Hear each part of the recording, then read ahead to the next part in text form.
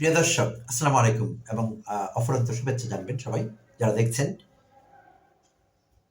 সম্প্রতি একটি টার্ম বেশ জনপ্রিয় হয়েছে দেশে, দাবি লীগ। অনেকেই মজা করে বলছেন দাবি লীগ। তো আসলে অফিসিয়ালি এরকম কোনো লীগ নেই, বাট তারপরও টার্মটি বেশ জনপ্রিয়তা পেয়েছে। আমরা বিভিন্ন দাবিতে এই বর্তমান অন্তর্বর্তীকালীন সরকারের কাছে বিভিন্ন দাবিতে আমরা প্রায়শই বিভিন্ন গ্রুপকে রাস্তায় নামতে দেখছি। তারা রাস্তা বন্ধ করে দিচ্ছেন, আমাদের চলাফেরা সবকিছু অচল করে দিচ্ছেন। বিভিন্ন দাবি দেওয়া নিয়ে আসছেন তারা।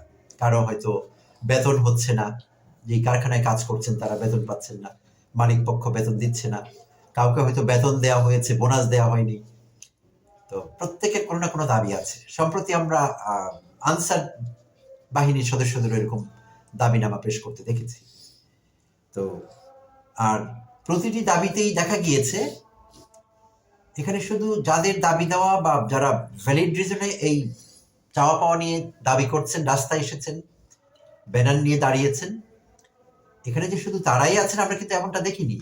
আমরা প্রায়শই দেখেছি হাসিনার লেগেসি, ছাত্রলীগের গুন্ডারা অনুপ্রবেশ করেছে সেখানে। অনেক অনুপ্রবেশকারীকেও আমরা কিন্তু এই দাবি লীগের মধ্যে তাদের বিভিন্ন আন্দোলন সংগ্রাম এগুলোর মধ্যে কিন্তু আমরা ছাত্রলীগকে অনেকবারই আবিষ্কার করেছি।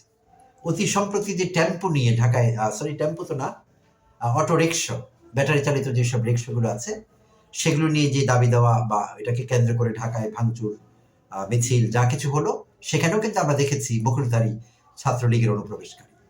তো প্রতিটি জায়গায় কিন্তু এটি হচ্ছে। তো এই দাবিগুলো যে নিছকই দাবি এবং খুব নিরীহ বিষয় সবসময় তা কিন্তু না। সরকারকে অস্থিতিশীল করা, ডিস্টেবিলাইজ করা প্রেজেন্ট গভর্নমেন্টকে, এইটিও কিন্তু একটি প্রধান উদ্দেশ্য এসব দাবি দেওয়ার পেছনে। তো কিছু যে ভ্যালিড দাবি দেওয়া নেই এরকম না, বিষয়টি আছে। যখনই এমন একটি বিষয় সামনে চলে আসছে, কোনো গ্রুপ দাবি দেওয়া নিয়ে সামনে এসেছেন, অনুপ্রবেশকারীরা সেখানে ঢুকে গিয়েছে, তারা সুবিধা নেওয়ার চেষ্টা করছে।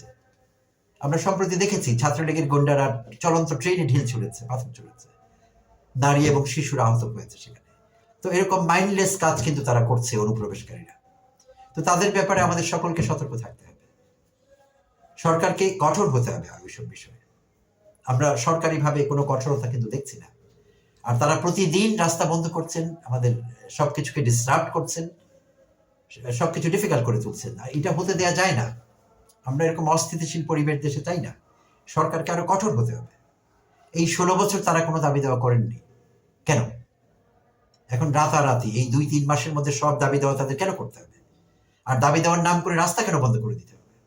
দাবি দেওয়া পেশ করবার জন্য স্মারকলিপি দেওয়া যেতে পারে, লেখা যেতে পারে, কথা বলা যেতে পারে, কিন্তু রাস্তা কেন বন্ধ করতে হবে? যারাই দাবি পেশ করছেন তারা রাস্তা বন্ধ করে দিচ্ছে। This is too bad and totally unacceptable. এটি কোনোভাবেই গ্রহণযোগ্য হতে পারে না। জনভোগান্তি তৈরি করা, রাস্তা বন্ধ করা, এটা করা যাবে না, কোনোভাবেই না। এটা বন্ধ করতে হবে। আর আরেকটি বিষয় হলো, আমরা এটাও দেখেছি 2-3 দিন আগে, খুব ইন্টারেস্টিং বিষয়টি, 4 বছর আগের কোনো বেতন কারো বাকি আছে কোনো গার্মেন্টস ফ্যাক্টরির শ্রমিকদের, তারা সেই দাবি নিয়েও আশুলিয়া এলাকায় রাস্তা বন্ধ করেছেন, মিছিল করেছেন, অনেক কিছু অচল করে দেবার চেষ্টা করেছেন। 4 বছর আগের বেতন পাননি, সেই জন্য 4 বছর আগের বেতন পাননি। এটি কি ডক্টর ইউনূসের জন্য পাননি, তার উপদেষ্টাদের জন্য পাননি, নাকি হাসিনার জন্য পাননি?